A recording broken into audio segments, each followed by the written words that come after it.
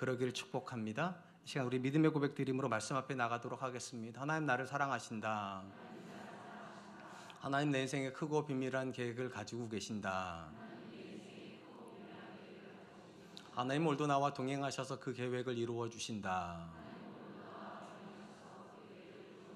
아멘. 그렇게 될 줄로 믿습니다. 아멘. 모세는 신명기 8장을 시작을 하면서 신명기의 가장 중요한 주제인 하나님께 순종하는 것이 이스라엘이 복이 된다는 사실을 다시 한번 강조하였습니다. 그리고 이스라엘이 지난 40년 동안 광야 여정을 돌아보게 하면서 그들에게 이렇게 교훈을 합니다. 2절 말씀입니다. 내 하나님 여호와께서 이 40년 동안에 내게 광야길을 걷게 하신 것을 기억하라. 이는 너를 낮추시며 너를 시험하사 내 마음이 어떠한지 그 명령을 지키는지 지키지 않은지 알려 하심이니라. 출애굽 이후에 이스라엘이 가데스 바네에 도착했을 때 그들은 12정탐꾼을 가나안 땅에 보내고 그 땅을 정탐하고 온 사람들이 그 땅이 정복하기에 너무 큰 성이고 너무 많은 사람들이 있다는 말을 듣고 그들은 하나님을 원망하고 결과적으로 가나안 땅 정복을 포기하였습니다. 이때 하나님께서 이스라엘에게 하신 가장 중요한 조치가 광야로 들어가게 하는 것이었습니다. 그리고 거기서 40년을 머물게 하셨습니다. 우리가 본문에서 배우게 되는 첫 번째 교훈이 있다면 하나님 주시는 광야는 낮추시는 시간이라는 것입니다. 모세는 하나님께서 이스라엘에게 단순히 분노함으로 또 징계함으로 그들에게 40년 광야 생활을 주셨다고 말하지 않습니다. 거기엔 분명한 뜻이 있는데 크게 두 가지의 뜻이 있다라고 말을 합니다. 첫 번째는 그들을 낮추심이고 두 번째는 그들을 순종하도록 훈련하는 시간이었다는 것입니다. 하나님께서 광야의 시련을 통하여서 이스라엘을 낮추실 수밖에 없었던 이유는 그들이 가데스 바네에서 보여주었던 모습 때문이었을 것입니다. 이스라엘은 정탐꾼들의 보고를 듣고 하나님께 하나님 그럼 우리가 어떻게 해야 됩니까? 묻지를 않습니다. 마치 자신들이 그 모든 전쟁을 결정하고 그 모든 전쟁들은 자신의 힘들로 할 것처럼 그들이 판단하고 그들이 결정하고 결과적으로 불순종을 선택해 버렸습니다. 그들은 굉장히 교만한 사람들이었습니다. 이 하나님께서 광야의 시간을 통해서 철저하게 그들을 낮추십니다. 그들이 대단한 존재가 아니라는 것을 그들이 하나님 없으면 아무것도 할 수 없는 존재라는 걸 깨닫게 하시려고 철저하게 낮추시고 신앙의 본질이 하나님 의존임을 훈련하게 하셨습니다. 사실 우리가 아는 것처럼 이스라엘이 머물렀던 광야라는 장소가 어떤 장소입니까? 사람이 할 수 있는 건 아무것도 없는 장소입니다. 거기는 무언가가 존재를 해야 뭘 할 텐데 아무것도 존재할 수 없었고 이스라엘이 할 수 있는 오직 하나의 일이 있다면 하나님을 의존하는 것밖에 없습니다. 그도 그럴 것이 광야는 낮에는 불볕더위 때문에 견딜 수가 없고 저녁엔 정반대로 강추위 때문에 살 수가 없으며 가장 근본적으로 사람의 생존을 위해서 먹을 것을 구할 수 없는 땅이었기 때문에 그들은 아무것도 할 수 없습니다. 그리고 그들은 그곳에서 자신의 약함을 인정하고 철저하게 하나님의 도우심을 구할 수밖에 없었습니다. 그리고 놀라운 것은 이렇게 낮아지고 낮아지니까 뭐가 굉장히 쉬워지는가? 순종이 쉬워진다는 겁니다. 할 수 있는 것은 순종밖에 없기 때문인 것이죠. 더욱이 하나님은 이스라엘을 어느 정도 훈련을 시키시는가? 순종함으로 생존한다는 사실을 깨닫게 하시기 위해서 매일같이 이런 명령을 하셨습니다. 신명기 8장 3절입니다. 너를 낮추시며 너를 줄이게 하시며 또 너도 알지 못하며 내 조상들도 알지 못하던 만나를 내게 먹이신 것은 사람이 떡으로만 사는 것이 아니요 여호와 입에서 나오는 모든 말씀으로 사는 줄을 내가 알게 하려 하심이라.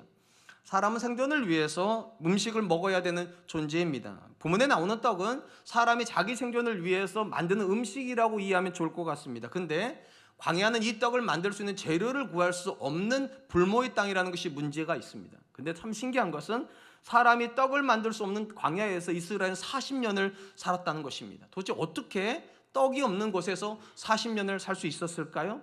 그들의 상식을 뛰어넘는 떡의 공급이 있었기 때문입니다. 하나님께서 40년 동안 광야에서 이스라엘에게 가르치신 것이 무엇인가? 사람에게 사람이 만든 떡만 있는 것이 아니라 하나님이 주신 떡이 있다는 것입니다. 순종하는 자에게 하나님이 떡을 주신다. 이 훈련을 40년 동안 매일같이 하게 하십니다. 광야로 나가라고 말합니다. 상식적으로 생각해 보면 광야는 아무것도 없다니까요. 근데 아침마다 하나님께서 나가라고 명령하세요. 이해가 되지 않는 명령에 그들이 순종할 때마다 그들이 경험하는 것이 있어요. 하나님이 뿌려놓으신 만나가 있다는 것을. 40년 동안 하루도 그들이 실패하지 않습니다. 순종하는 자에게 하나님이 반드시 떡을 주신다. 이 사실을 경험하게 한 다음에 모세가 요약하는 거예요. 사람이 떡으로만 사는 것이 아니라 여호와 입에서 나오는 모든 말씀으로 산다. 이 말은 절대로 떡이 필요 없다는 말이 아닙니다. 오히려 강조점은 어디 있는가? 사람이 만드는 떡만 있는 것이 아니라 하나님이 순종하는 자에게 주시는 떡도 있다. 이게 믿어지지가 않으면 순종이 안 된다는 거예요. 우리는 떡 때문에 하나님의 말씀을 버리는 일을 굉장히 자주 합니다. 생존을 위해서 말씀을 포기하는 걸 너무 쉽게 결정을 하는데, 광야는 정반대 현장이라는 거예요. 생존할 수 없는 땅에서 그들이 순종하여서 생존하더라. 떡을 구할 수 없는 땅에서 사람이 만든 떡은 못 먹지만 하나님이 먹여주시는 떡을 먹는 순간이 바로 광야의 순간이었다는 것입니다. 신앙을 간단히 정의를 하면 아마도 사도 바울이 했던 이 고백, 내게 능력 주시는 자 안에서 내가 모든 것을 할 수 있다는 이 고백을 신앙으로 경험하는 것, 삶으로 체험하는 여정이라 이렇게 정의해도 틀리지가 않습니다. 세상에 있는 사람들은 오직 자신의 능력으로 생존하는 사람이라면, 성도는 하나님이 주시는 능력으로 생존하는 존재입니다. 이건 굉장히 큰 차이죠. 세상에 있는 사람들 중에 능력 있는 사람이 있습니다. 유능한 사람들이 있습니다. 근데 그들에게는 한계가 있습니다. 자기 능력 안에서만 살고 능력을 벗어나면 절망하게 됩니다. 자기가 끝나는 지점이 인생의 끝이기 때문입니다. 근데 상대적으로 성도는 어떤 사람들입니까? 내 능력이 끝나는 지점에 하나님의 능력이 있습니다. 그래서 일반적으로 신앙을 설명할 때 가장 좋은 편 중에 하나가 나의 끝이 하나님의 시작이라는 것입니다. 내가 끝나는 지점에서 내가 끝나지 않는다는 거예요. 내게 능력 주신 분이 계시기 때문에 성도는 반드시 나의 끝 지점에서 나를 끝나게 하지 않으시는 하나님을 경험하게 되고, 그 경험을 가장 극렬하게 하는 지점이 어디인가? 그것이 광야라는 것입니다. 이것이 왜 의미가 있는가? 이스라엘만 광야를 사는 것은 아니기 때문입니다. 하나님께서 모든 성도가 자기가 아무것도 할 수 없는 지점으로 들어가게 하시는 순간이 있어요. 그것을 광야의 지점이라 부르는 겁니다. 내가 아무리 노력을 해도 어떤 것도 안 되는 절망스러운 그런 장소가 있어요. 그런 시간이 있어요. 그런 문제가 있어요. 중요한 건 광야에 나만 있으면 절망이 맞습니다. 근데 그 광야에 하나님이 계시면 우리는 이렇게 말할 수 있어요. 내게 능력 주신 분이 계신다. 사람이 주는 떡만이 아니라 하나님이 주시는 떡이 있다. 이걸 경험하는 현장이 광야의 현장이 되는 것입니다. 어떤 분은 나하고 오랜 세월을 부부로 같이 살고 있지만 이 부부와 살면서 이 부부 생활이 광야가 된다는 것을 경험하는 분들이 있습니다. 아무리 노력을 해도 남편을 이해가 안 되고 아내가 이해가 되지 않습니다. 갈등은 더 깊어져만 가고 결혼 생활이 지옥처럼 느껴진 순간이 있어요. 그러면 이것이 광야인 겁니다. 어떤 사람은 자녀의 문제가 광야처럼 느껴지는 분들이 있습니다. 어릴 때는 말도 잘 들었는데 어느 순간 되니까 마음에 벽을 세웁니다. 그리고 실질적으로 문을 닫고 열어주지도 않습니다. 단절의 벽 앞에서 절망하게 됩니다. 이때 우리가 반드시 알아야 될 것이 있어요. 왜 내가 그 지점에 들어갔냐는 거예요. 낮추시려고요. 여러분을 낮추시려고요. 그리고 뭐를 훈련시키시려고요? 의존을 훈련시키시려고요. 지금까지는 내 힘으로 내가 뭘 할 수 있다고 느꼈는데 하나님께서 광야에 집어넣으시면서 말씀하시는 거예요. 네가 뭘 할 수 있겠냐고. 아무리 대화를 해도 소통이 안 되는 아내 앞에서, 남편 앞에서 내가 도대체 뭐를 할 수 있습니까? 아무리 내가 너 사랑한다고, 내가 너를 너무 극진히 아낀다고 말을 해도 그 자녀가 마음의 문을 열어주지 않는 그 자녀 앞에서 부모가 할 수 있는 일이 뭐가 있습니까? 근데 깨달아야 돼요. 이게 광야가 맞는데 그게 끝이 아니라니까요. 신앙의 본질은 내가 끝나는 지점에서 하나님이 시작한다는 거예요. 내가 아무것도 할 수 없다고 느끼는 순간이 광야인데 그곳에서 하나님이 떡이 아닌 하나님의 만나를 먹이신다. 우리 사랑과 은혜교회가 그렇게 온 거예요. 모두들 안 된다고 14년 전에 그랬어요. 모두들 이 교회는 안 될 거라고 얘기를 했어요. 맞아요. 그건 상식적으로 맞는 이야기예요. 근데 우리가 믿는 것은 무엇입니까? 우리는 우리 한계로 우리를 한계 짓지 않습니다. 바울이 말했다니까요. 내게 능력 주시는 분이 계시다고. 광야는 그걸 경험하는 현장이. 그러니까 광야가 단순히 절망처럼 느껴지는 건 맞아요. 객관적으로 여러분이 할 수 있는 게 아무것도 없을 거니까. 근데 또한 믿으세요. 광야에 집어넣으신 분이 하나님이십니다. 그리고 그 하나님께서 거기서 뭐 하려고 하시는 건가? 여러분을 최대한 낮추셔서 인정하게 만드시는 거예요. 너에게 하나님이 있다는 것을. 그러니까 광야는 우리는 사라지는 곳이고 하나님이 얼굴을 드러내는 곳입니다. 그 하나님을 만나게 하시려고 때로는 여러분을 절망적인 상황에 밀어넣으시고 때로는 길이 없는 것 같은 상황 앞에 밀어넣으십니다. 사랑하는 성도 여러분, 우리 중에 어떤 사람도 광야를 원하는 사람은 없습니다. 근데 하나님은 반드시 성도로 광야를 지나가게 하십니다. 왜냐하면 신앙을 가르쳐 주시려고요. 신앙의 본질은 내가 무언가를 하는 게 아닙니다. 신앙의 근본적인 본질은요, 내가 아니라 하나님이 무언가를 하는 걸 경험하는 거예요. 그러려면 내가 멈춰야 돼요. 내가 멈춰야 하나님의 소리가 들리고, 내가 멈춰야 하나님의 손길이 느껴지고, 내가 멈춰야 하나님의 일하심이 느껴집니다. 근데 우리는 내가 멈추면 죽는 줄 알아요. 그러니까 광야가 고통스러운 거예요. 내가 아무것도 못 해주는데, 내가 아무것도 할 수 없는데 그게 안 고통스러울 수가 없죠. 근데 깨달으셔야 됩니다. 여러분 인생에 하나님이 계시기 때문에 여러분을 거기다가 밀어 넣으신 거라고요. 딱 하나 이유 때문에. 네가 멈춰야 내가 일을 시작한다. 네가 목소리를 낮춰야 내 목소리가 네 자녀에게 들린다. 광야는 내가 아무것도 할 수 없는 현장인 동시에 하나님이 모든 것을 하실 수 있습니다. 떡이 없어서 굶어 죽을 줄 알았는데 이스라엘은 40년 동안 단 하루도 굶은 적이 없습니다. 하나님이 그들의 하나님이셨기 때문입니다. 그러므로 여러분, 광야의 시간을 지나가고 계신다면 낮아지시는 걸 어렵게 느끼지 마세요. 내가 아무것도 못하는 걸 불편하게 여기지 마세요. 받아들이세요. 그리고 인정하세요. 하나님을 받아들이세요. 그리고 하나님을 의존하세요. 그리고 선언하세요. 내게 능력 주신 분이 계시다. 나를 먹이신 분이 계시다. 나를 공급하신 분이 계시다. 몇 번을 더 하면 아멘을 하실래요? 광야는 필연입니다. 모든 성도는 그 과정을 지나가고 인정할 건 딱 하나입니다. 내가 내 인생의 주인일 수 없습니다. 내가 능력이 있을 수 없습니다. 나는 약하지만 하나님은 약하지 않다. 나의 끝에서 하나님은 일하신다.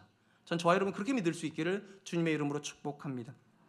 한편 모세는 이스라엘의 광야에서 겪었던 모든 여정의 본질을 이렇게 진술을 합니다. 5절입니다. 너는 사람이 그 아들을 징계함 같이 내 하나님 여호와께서 너를 징계하시는 줄 마음에 생각하고. 모세는 광야 40년을 징계라는 단어를 설명하면서 뭐라고 어떻게 묘사를 했는가? 아버지가 자녀를 징계하듯 하나님이 너희를 징계하셨다. 40년 동안. 우리 성경에 징계라고 번역된 이 단어는 단순히 징벌한다는 뜻만 가지고 있지는 않습니다. 보다 중요한 뜻이 있는데 교정한다, 교훈한다는 뜻도 가지고 있습니다. 오늘 본문에서 우리가 두 번째로 살펴볼 교훈이 바로 이것입니다. 하나님께서 광야를 통하여서 저와 여러분들의 믿음과 신앙을 교정하기를 원하신다는 것입니다. 분명한 건 하나님이 이스라엘에게 가나안 땅을 주시겠다는 약속을 주셨음에도 불구하고 이스라엘이 그 땅을 차지하지 못합니다. 이유가 무엇입니까? 잘못된 믿음을 가지고 있었기 때문입니다. 그들의 잘못된 믿음의 전형이 무엇입니까? 고백은 있는데 순종이 없다는 거예요. 올라가라고 그러시면 올라가면 되는데 하나님 살아계신다, 유일한 하나님이 말은 하면서 올라가지 않습니다. 순종이 문제가 있어요. 그래서 하나님께서 40년 광야길을 통해서 순종하지 않는 그들의 믿음을 교정하십니다. 그리고 오늘 본문에 보니까 이렇게 교정의 과정을 거치고 나서 이스라엘이 보여주는 신앙이 어떻게 묘사가 되는가? 신명기 8장 6절입니다. 내 하나님 여호와의 명령을 지켜 그 길을 따라가며 그를 경외할지니라. 40년의 교정을 통해서 그들이 보여주는 믿음은 무엇인가? 순종하는 믿음입니다. 거기 보니까 동사가 3개가 쓰였습니다. 명령을 지키라, 길을 따르라, 하나님을 경외하라. 이 3개의 동사 중에 가장 본동사가 되는 건 맨 앞에 나와 있는 명령을 지키랍니다. 이게 본동사고 나머지 2개 동사 길을 따른다, 여호와를 경외한다가 이 본동사를 보조하는 형태로 가지고 있습니다. 이걸 문법적으로 다시 번역을 하면 이렇게 번역이 됩니다. 그의 길을 따라가며 그를 경외함으로 내 하나님 여호와의 명령을 지키라. 주목할 것은 모세가 이 명령을, 그러니까 명령에 순종하는 것의 출발점이 뭐라고 말하는가? 하나의 믿음의 고백에서 출발합니다. 왜 우리가 이렇게 순종해야 되는가? 하나님이 내 하나님 여호와니까. 이게 믿음의 고백이에요. 하나님이 이스라엘의 하나님이다. 그러니까 이스라엘을 어떻게 믿는 건가? 우리는 하나님의 선택을 받아 하나님의 백성이며 하나님은 우리 하나님이시다. 이 믿음의 고백을 따라서 우리가 하나님께 속하여 있으니 당연히 그분의 말씀에 순종하는 것이 옳다. 이걸 40년 동안 배웠다는 거예요. 믿음의 교정을 거치면서. 특별히 본문에서 모세가 이스라엘이 하게 되는 순종을 크게 2가지로 풀어서 보조로 설명하고 있다는 거 제가 말씀드렸어요. 첫 번째 의미를 뭐라고 말하는가? 이스라엘이 순종하고 있다는 것은 그들의 길을 내려놓고 하나님의 길을 선택한다는 겁니다. 그러니까 우리가 하나님의 말씀에 순종한다는 것은 단순히 말씀을 읽고 이 말씀대로 산다 그런 의미이기 전에 근본적인 것은 어떻습니까? 내 길을 포기하는 게 순종이 들어가 있다는 거예요. 내 길을 포기하고 하나님의 길을 나의 길로 받아들인다는 의미에서 순종을 한다는 것입니다. 이것이 왜 중요할까요? 이스라엘이 이게 안 돼가지고 불순종한 거예요. 하나님의 길을 자기 길을 못 받아들여서 결국은 가나안 땅에 못 들어간 겁니다. 특별한 것은 하나님께서 이스라엘을 광야에 넣어놓으셨어요. 40년 동안 광야에 있으면서 한 곳에 머물게 하신 것이 아니라 계속 이동하게 하셨습니다. 근데 이게 왜 특이하냐면 광야는요, 여기 광야나 저기 광야나 여기 광야나 여기 광야나 다 똑같아요. 그러니까 광야는 움직여도 달라질 게 하나도 없기 때문에 어찌 보면 광야의 말로 움직이지 않아야 되는 땅이에요. 그러니까 변화가 있어 움직일 거 아니겠냐고요. 여기보다 저기가 좋으면 움직이는 거잖아요. 그렇게 이사하시잖아요. 분당이 좀 낡아지면 이제 밑으로 내려가시고 뭐 이렇게 가시는 거죠. 사실 그게 맞는데 광야는 여기서 일로 가봐야 똑같아요. 여기서 일로 가봐야 똑같으면 어찌 보면 절대로 이동하면 안 되는 땅인데도 굳이 하나님이 이동하게 하세요. 왜 그렇게 하셨을까? 거기에 하나님의 중요한 뜻이 있었기 때문입니다. 이스라엘은 어떻게 이동을 하게 됐는가? 민수기가 이렇게 기록합니다. 민수기 9장 18절 이스라엘 자손이 여호와의 명령을 따라 행진하였고 여호와의 명령을 따라 진을 치었으며 구름이 성막 위에 머문 동안에는 그들이 진영에 머물렀고 40년 동안 이스라엘이 자기들이 선택해서 길을 선택한 게 아니라 하나님의 명령을 따라 움직이고 하나님의 명령을 따라 멈추고 구름이 떠오르면 그들도 일어나서 구름이 가는 방향으로 계속적으로 움직입니다. 이게 무슨 의미가 있는가? 이스라엘이 하나님께 지금 교정하고 계시다는 거예요. 뭘 교정하는가? 40년 전에 이스라엘이 가데스 바네아에서 어떤 결정을 했는가? 하나님의 길, 올라가라는 길을 포기하고 자기들의 뜻대로 자기 길, 안 올라가는 길을 선택을 했습니다. 마치 자기들의 길이 더 옳다는 듯이. 하나님께서 40년 동안 끊임없이 교정하신 것이 무엇인가?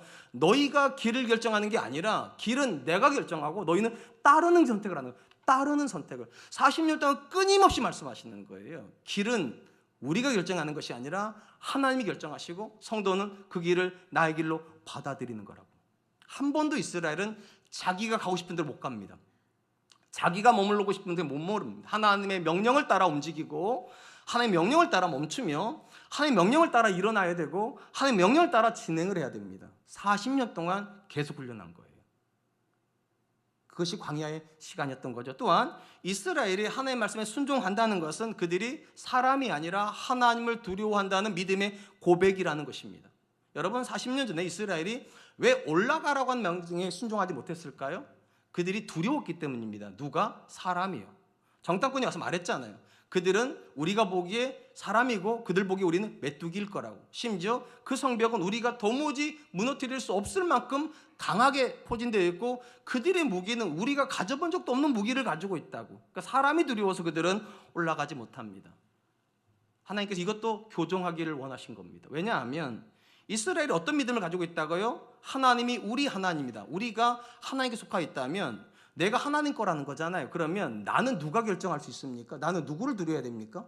사실 하나님을 두려워야 돼요. 왜냐? 내 주인이 하나님이시면 내가 주인을 두려워야 되는데 이스라엘이 그렇게 안 했기 때문에 40년 동안 철저하게 하나님을 두려워하는 백성으로 바꿔놓으셨습니다. 그게 광야의 장소예요. 여러분 광야가 어떤 곳입니까? 하나님이 먹여주셔야 먹는 곳입니다. 하나님이 입혀주셔야 입는 곳입니다.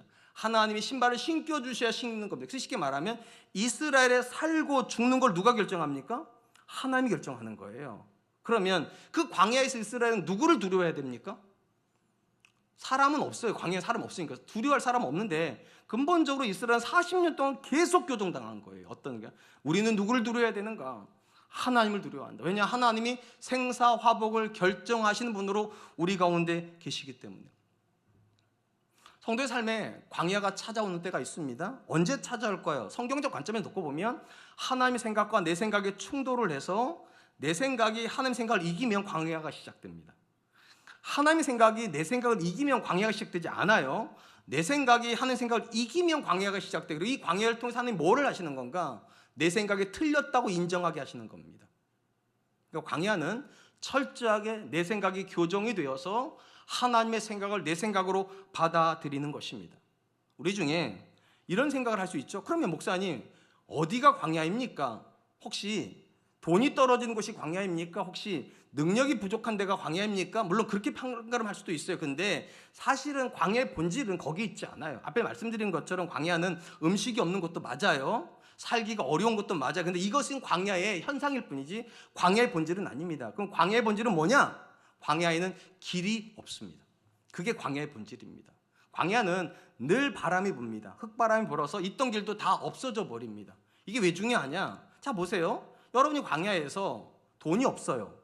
음식이 없고 또 뭐 능력이 없어요. 그러면 능력이 있는 사람으로 찾아가면 될 거 아니냐고요. 음식 있는 곳으로 찾아가면 될 거 아니에요. 길이 있으면 찾아갈 수 있다니까요. 근데 광야는 길이 없어요. 도망칠 데가 없어요. 음식이 없는데 찾아갈 데가 없고 옷이 없는데 찾아갈 데가 없고 신발이 없는데 찾아갈 데가 없는 곳이 광야예요. 그러니까 우리가 언제 광야에 들어있는지를 알게 되는가? 길이 없다고 느껴지는 순간이요. 내 인생에 길이 없다. 답이 없다. 도대체 이걸 어떻게 풀어야 되는가? 어떻게 풀어야 되는가? 그 순간이 광야입니다. 그리고 이 광야에 들어갔을 때 우리가 반드시 기억해야 될 문장이 하나가 있습니다. 하나님께서 이스라엘에 뭐라 말하는가? 하나님은 광야에 길을 내시는 분. 길이 없는 광야예요. 거기다 밀어놓으시고 하나님께서 우리한테 물어보신다니까요. 너한테 길이 있냐고. 너한테 답이 있냐고. 앞에 제가 이렇게 말씀드렸죠. 광야가 언제 시작된다고요? 내 생각이 하나님 생각을 이겨버릴 때. 마치 내가 옳다는 듯이, 내가 모든 걸 다 할 수 있다는 듯이 내 생각을 가지고 하나님 생각을 묵살시켜버리고 나서 광야에 들어갑니다. 하나님 질문하세요. 진짜 길이 있는 거 맞냐고. 진짜 답이 있는 거 맞냐고. 우리 중에 부모님이 엄청나게 반대했는데도 내가 그 남자에 대한 확신이 있어가지고, 내가 그 여자에 대한 확신이 있어 결혼한 분이 분명히 계세요. 한 40년 결혼 생활하고 나니까 맞죠? 그분이 맞는 거죠. 진짜로 내가 그중에 목숨 걸 만큼 맞는 거죠. 내가 진짜 확신이 있어 자녀한테 무조건 아빠 말 들어, 무조건 엄마 말 들어, 막 그렇게 세게 가르쳤는데 어느 순간 자녀가 문을 딱 닫으면서 아빠가 한 대로 해가지고 뭐가 됐어 이래버릴 때, 여러분 길이 있는 거죠. 진짜로 확신이 있는 거죠. 광야의 시간은 그런 거 질문을 받는 순간이에요. 진짜 너한테 길이 있는 거 맞냐고. 너한테 답이 있는 거 맞냐고. 근데 광야는 인정하는 곳이에요. 하나님 내게 길이 없습니다. 하나님 내게 답이 없습니다. 그리고 또 깨닫는 순간이에요. 하나님이 길을 내시는 분이라는 것을요. 제 인생에도요, 절망스러운 순간들이 굉장히 많이 있었습니다. 광야가 느껴진 순간이 있어요. 이 광야는 어떤 곳이냐? 아무리 노력해도 길이 안 보이는 곳이에요. 그러니까 수고를 하는데, 헌신을 하는데, 노력을 하는데 길이 안 보여요. 그러니까 너무 답답해서 제가 많이 울었어요. 그리고 제 안에 또 하소연을 했어요. 나보고 어쩌라고 도대체. 내가 얼마나 더 해야 되는 거냐고. 내가 뭘 더 해야 내가 길을 찾을 수 있는 거냐고. 내가 도대체 뭐를 잘못해서 이 수렁에 빠져 있는 거냐고. 광야에 들어가 있는 거예요. 길이 없는 것 같으니까. 근데 사실 그때는 여러분, 광야를 벗어나는 가장 쉬운 길은 무엇인가? 내게 길이 없다는 걸 인정하는 거예요. 하나님, 내게 길이 없습니다. 하나님, 내게 답이 없습니다. 내가 사랑해서 결혼한 이 아내, 이 남편을 내가 지금은 받아들일 수가 없습니다. 길이 없습니다. 내가 사랑하고 확신이 있어서 자녀한테 이렇게 하라고 그랬는데 이 자녀가 거기서 절망을 만나고 나니까 내가 도대체 어떻게 해야 될지 도무지 모르겠습니다. 내가 지금 광야에 있습니다. 이걸 인정해야 비로소 길이 보이기 시작합니다. 왜냐? 나한테 답이 없다면 하나님께 답이 있다고 말해야 될 거 아니겠냐고요. 그 성경에 답을 줬다니까요. 하나님은 광야에 길을 내시는 분이라고. 14년 전에 사랑과 은혜교회에 길이 없었어요. 진짜로요. 답도 없었어요. 누군가가 나한테 이렇게 목회하면 된다고 가르쳐줬으면 제가 그렇게 했을 텐데 아무도 안 가르쳐줬어요. 그리고 뭐라고 말했는가? 안 될 거라고만 얘기했어요. 안 될 거라고. 근데 그때 제가 하나님께 말씀드려서, 하나님, 이 어린 놈이 도대체 뭐를 안다고 나한테 이런 거 시키시냐고. 제가 그때 한국 나이로 41살이었거든요. 저 뭐를 알았겠어요, 제가요. 14년 동안 누가 목회를 가르쳐준 적도 없어요, 저한테. 뭐를 알았을까요? 이건 매일같이 할 수 있는 게 우는 거고, 할 수 있는 게 원망하는 거고, 할 수 있는 게 불평하면서 기도하는 거예요. 그리고 하나님, 내게는 답이 없습니다. 하나님, 내게는 길이 없습니다. 계속 기도를 그렇게만 했어요. 근데 참 신기한 건 제가 깨달은 게 하나가 있어요. 길이 없다고 하나님 붙잡고 있는 동안에 길이 생겼다는 거예요. 제가 그래서 알은 게 있어요. 길이 없는 게 아니라 하나님이 길이세요. 그냥 하나님이 길이세요. 답이 없는 게 아니라 그냥 하나님이 답이세요. 그러니까 답답하면 하나님 붙잡고 답답하다고 하세요. 길이 없어서 답답하면 하나님 붙잡고 길이 없다고 얘기해서 어느 순간 깨닫게 된다니까요. 하나님이 길이시라는 것을. 그냥 그 부분 붙잡고 와보니까 어느 날 여기 와 있네요. 제가 어느 날. 그래서 오늘 제가 후회했잖아요. 14년 전에 이렇게 좋은 날이 올 줄 알았으면 그렇게 안 했을 텐데, 내가 더 많이 행복하고 더 많이 감사하고 더 많이 믿음을 선포했을 텐데 왜 그렇게 나는 많이 울었을까? 나는 왜 그렇게 절망했을까? 나는 왜 그렇게 포기하고 싶었을까? 광야에 길이 없었기 때문이라고만 생각해서 제가요. 근데 광야는 길이 없는 곳인 동시에 길을 만나는 곳이라니까요. 하나님이라고 하는 길을 만나는 곳이에요. 여러분의 부부 생활에 답이 없습니까? 하나님이 길이심을 믿으세요. 여러분의 자녀에게 내가 해줄 말이 아무것도 없습니까? 그래도 또한 믿으세요. 하나님이 더 앤서라는 유일한 대답이십니다. 광야는 그걸 만나는 곳이에요. 그리고 어느 날 보면 이렇게 말씀하실 거예요. 내 인생에도 길이 있었다고. 내 인생에도 하나님 주시는 답이 있었다고. 이스라엘이 빠져나올 수 없을 것 같은 광야에 있는데 어느 순간 되니까 요단 쪽으로 빠져나와 있습니다. 하나님이 길이셨기 때문이죠. 사랑하는 성도 여러분, 광야의 시간은 고통의 시간이 맞습니다. 근데 하나님께서 그 고통의 시간을 주신 이유가 있어요. 우리를 고치시려고요. 우리의 잘못된 생각들, 우리의 잘못된 고정관념들, 우리의 잘못된 행동들을 고치시기 위해서 하나님 의도적으로 갈등을 쓰세요. 아무리 노력해도 배우자의 관계에 갈등이 해결되지 않습니까? 인정하세요. 내가 틀린 거예요. 내가 틀린 거예요.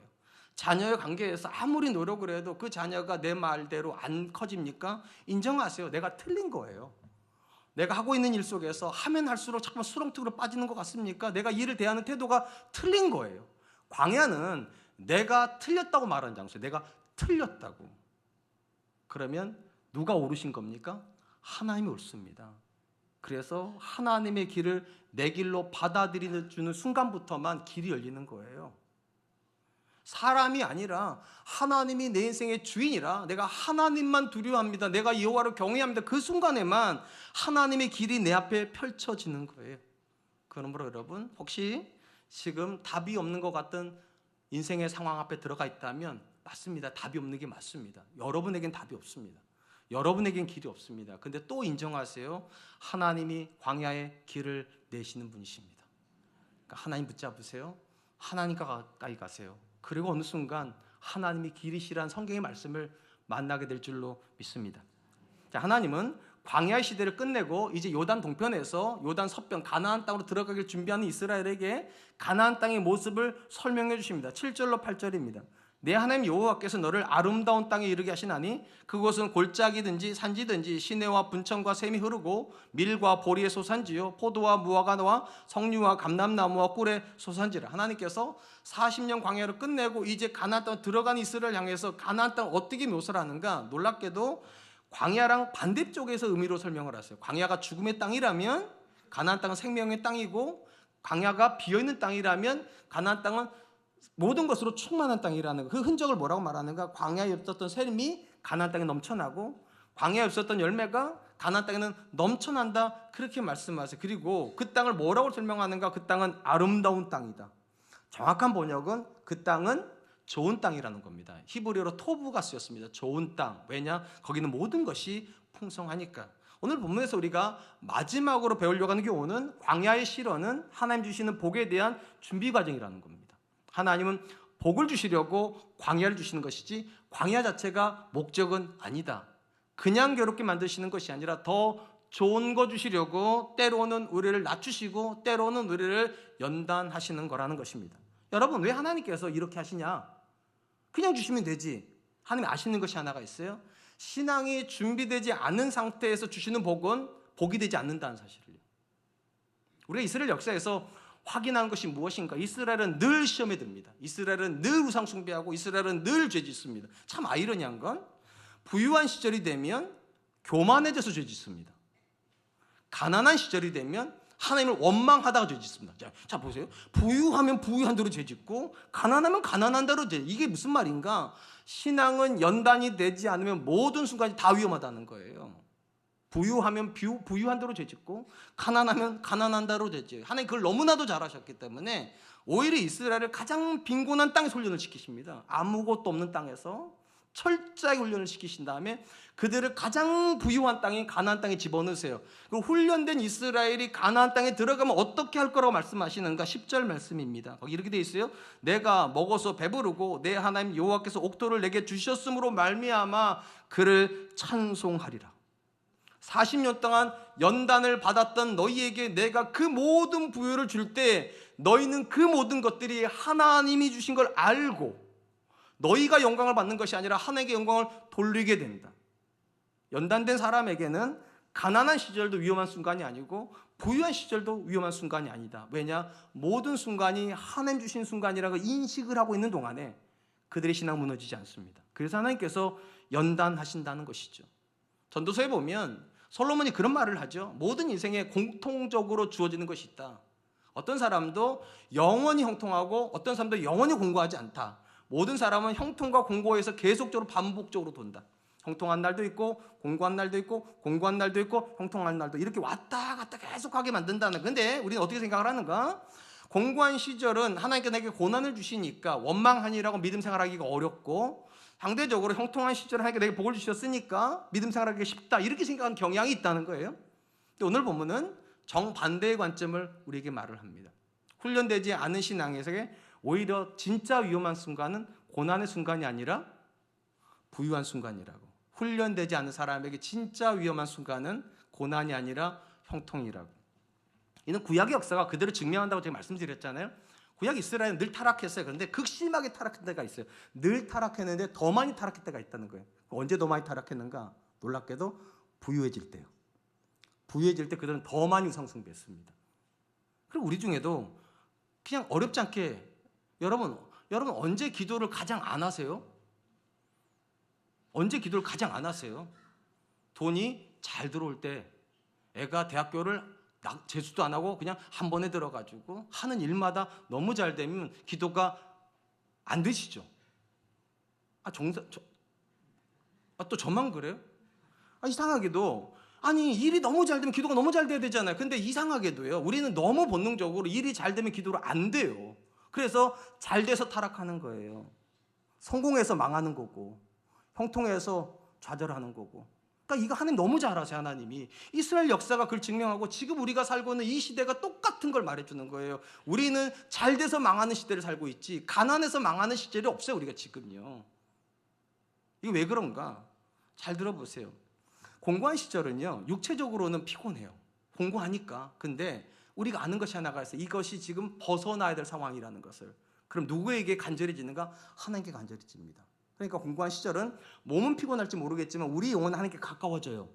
위험한 순간입니까? 위험하지 않은 순간입니까? 위험하지 않아요. 하나님 가까워지니까. 근데 형통한 시절은요, 더 이상 나를 괴롭히는 문제가 없어져요. 그럼 무슨 말인가? 간절해지지 않아요. 그러니까 몸은 평안해지는데 나도 모르게 점점 하나님께 멀어지고 있어요. 그러면 이 순간은 위험한 순간입니까? 안 위험한 순간입니까? 위험한 순간이에요, 사실은요. 그러니까 간단해요. 여러분들이 지금 기도하고 있지 않다면 그게 어떻게 정상입니까? 나한테 기도할 제목이 없다면 그게 어떻게 여러분이 복을 받은 증거가 될 수 있습니까? 근데 우리는 그렇게 생각을 하는 거예요. 그러면서 나도 모르게 타락하는 거예요. 복을 받아서 타락하는 기괴한 일이 벌어지는 거죠. 그래서 하나님께서 모든 성도에게 어김없이 형통한 시절과 공고한 시절을 반복하며 주면서 공고를 통해서 우리의 믿음을 연단시킨다는 거예요. 공고한 시절이 되면 아는 게 하나가 있어요. 내가 아무것도 아니라는 사실을. 이전에 형통했던 것도 사실 내 능력이 아니라 하나님이 내게 은혜 주신 거였지. 내가 잘나서가 아니었다는 걸 철저하게 깨닫습니다. 철저하게 낮아집니다. 그리고 하나님께서 그 사람을 다시 형통의 시절을 주면 어떤 일이 벌어지는 줄 아세요? 이 사람이 이제 받는 형통은 두려움이 됩니다. 왜냐? 그건 내 힘으로 얻은 게 아니니까. 하나님이 주실 수도 있으면 뭐 할 수도 있습니까? 걷어갈 수도 있잖아요. 연단된 신앙은 그것을 압니다. 하나님이 나한테 주셨다면 얼마든지 뺏어가실 수도 있겠구나. 두려워서 더 기도한다니까요. 잘 되고 있을 때 두려워서 더 기도해. 더 두려워. 제가 그렇습니다. 제가요. 저는 제가 이렇게 목회를 잘할지 몰랐어요. 진짜로요. 여러분은 더 크게 기대하실지 모르겠지만 저는 이 정도도 충분히 만족한데 이건 기적이에요. 그러니까 요즘은 제가 뭔 기도하는 거예요? 하나님 제발 걷어가지 마세요. 제발 걷어가지 마세요. 너무 좋은데, 너무 행복한데 내가 죄지어서 혹시라도 하나님께서 나한테 징계하실까 봐 하나님, 나는 너무 두렵습니다. 만약에 제가 실력이 좋아서 여기까지 왔다면 또 하라고 하면 또 하면 되죠, 저는. 근데 또 할 자신이 없어요, 제가요. 어떻게 여기까지 왔는지를 모르겠다니까요, 제가요. 그러니까 고난을 통해서 낮아져서 훈련이 되면 이 사람은 항상 긴장 관계예요. 항상 긴장이 있어요. 자, 공고한 시절에 들어가도 긴장하죠. 왜냐하면 거기 계속 머무르면 안 되잖아요. 그런 거 아니겠어요? 자, 이 사람이 벗어나가지고 형통한 시절로 오면 여전히 긴장이죠. 왜냐하면 내가 어떻게 벗어나는지 몰라요. 그냥 하나님 손잡고 왔는데 여기 와 있어요. 그럼 내 실력 아니지 않아요? 그러니까 고난의 시절도 긴장하니까 괜찮고 형통한 시절에도 긴장하니까 괜찮고, 근데 훈련이 안 되면 고난의 시절도 원망하니라고 어렵고 형통의 시절은 교만해지고 어렵고. 그러니까 사실 엄밀히 말하면 무엇이 우리에게 복이냐가 중요한 게 아니라 그 복을 어떻게 받고 있냐가 더 중요한 거죠. 연단된 신앙은 고난의 시절도 문제가 없고 형통의 시절도 문제가 없지만, 연단되지 않은 신앙은 고난도 어렵고 형통도 어렵다. 그래서 하나님께서 연단시키신다. 그러니까 여러분, 지금 혹시 여러분 인생에 내가 감당할 수 없는 문제를 만나고 계시다면 이렇게 생각하시면 돼요. 고난의 학교에 들어가신 거예요. 그 훈련시키시는 거예요.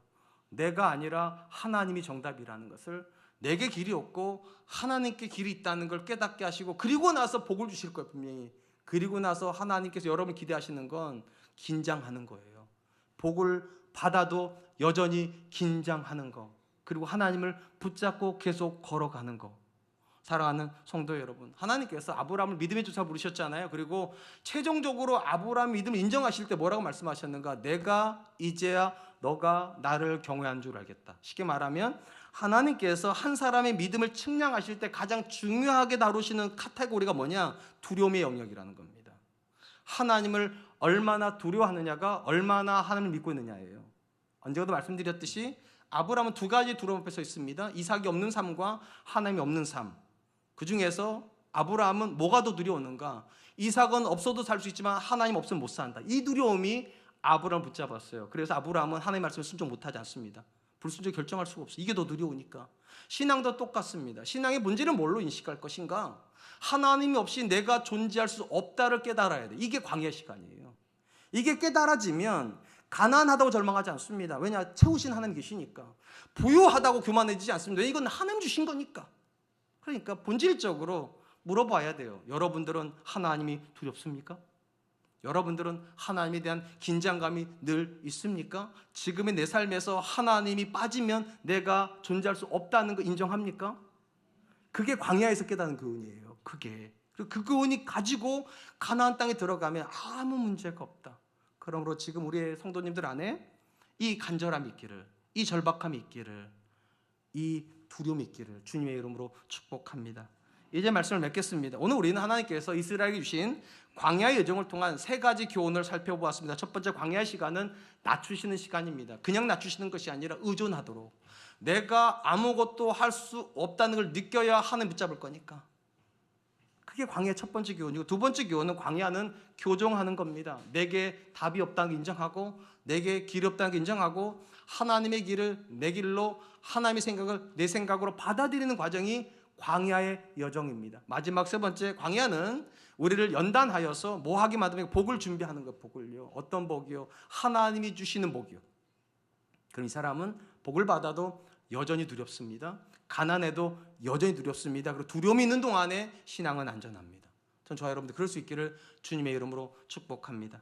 이 시간 주신 말씀을 기억하면서 세 가지로 기도하죠. 첫 번째, 하나님 나를 낮추실 때 하나님에 대한 의존을 배우는 사람 되게 해주십시오. 내 생각을 철저하게 내려놓게 해주시고 하나님 붙잡는 사람 되게 하여 주시고, 두 번째로 하나님 고난의 과정 속에서 내가 틀렸다는 걸 빠르게 인정하게 하여 주십시오. 내게 길이 없습니다. 내게 답이 없습니다. 그러나 광야의 길을 내신 하나님에게 답이 있음을 인정하고 하나님 붙잡고 그 길을 빠져나올 수 있도록 좀 도와주시옵소서. 마지막 세 번째, 고난당할 때 고난당하는 것에 목적이 있는 것이 아니라 이 고난을 통해서 내가 복을 받을 준비를 하고 있다는 사실을 인정하게 하여 주시고, 항상 겸손한 마음으로 하나님 앞에 서고 두려운 마음으로 하나님 앞에 설 수 있도록 주님 도와주시옵소서. 우리 같이 한 번만 기도하겠습니다. 사랑의 마음